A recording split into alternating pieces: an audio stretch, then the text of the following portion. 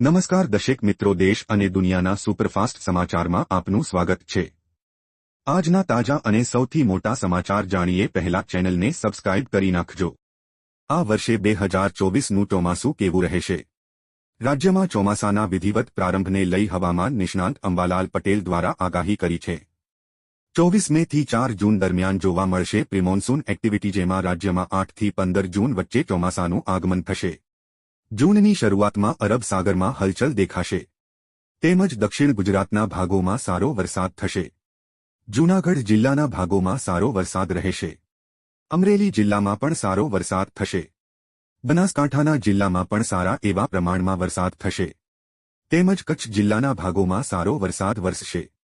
તેમજ ઓગસ્ટ અને સપ્ટેમ્બરમાં સારો વરસાદ થશે, તેમજ દરિયામાં હવાનું હળવું દબાણ ઊભું થશે। ગરમીને કારણે શાળાના સમયમાં ફેરફાર।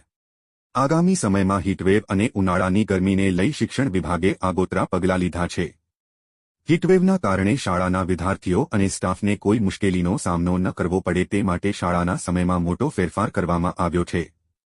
ગુજરાતમાં ગરમીને લીધે પ્રાથમિક શાળાઓનો સમય સવારે 7 થી 11 વાગ્યાનો કરાયો। ગાંધીનગરથી પ્રાથમિક શિક્ષક નિયામકનો તમામ જિલ્લા શિક્ષણાધિકારીને આદેશ। ઓપન એર ક્લાસ ન લેવા પણ અપાઈ સૂચના। શિક્ષકોએ હીટવેવ અને તેનાથી બચવાના ઉપાયો વિદ્યાર્થીઓને જણાવવા પણ આદેશ।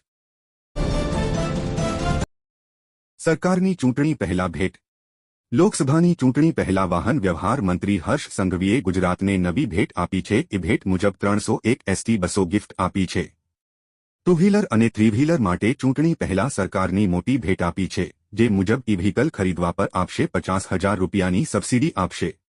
20 એપ્રિલ 1924થી જુલાઈ 2024 સુધી આ સબસિડી યોજના ચાલુ રહેશે અને આ માટે સરકાર ₹500 કરોડનો ખર્ચ કરશે। આ યોજના હેઠળ ટુ વ્હીલર દીઠ 10,000 રૂપિયાની સહાય આપવામાં આવશે। નાના થ્રી વ્હીલર, ઈ રિક્ષા અને ઈ કાર્ટની ખરીદી માટે ₹25,000 સુધીની સહાય આપવામાં આવશે। થ્રી વ્હીલર ખરીદવા પર 50,000 રૂપિયાની નાણાકીય સહાય આપવામાં આવશે। આજના સૌથી મોટા ખેડૂત સમાચાર। મહુવા માર્કેટિંગ યાર્ડમાં સફેદ ડુંગળીના 1,10,000 કટ્ટાની આવક થઈ હતી અને સફેદ ડુંગળીના ભાવ 212 રૂપિયાથી લઈને 298 રૂપિયા સુધીના બોલાયા હતા।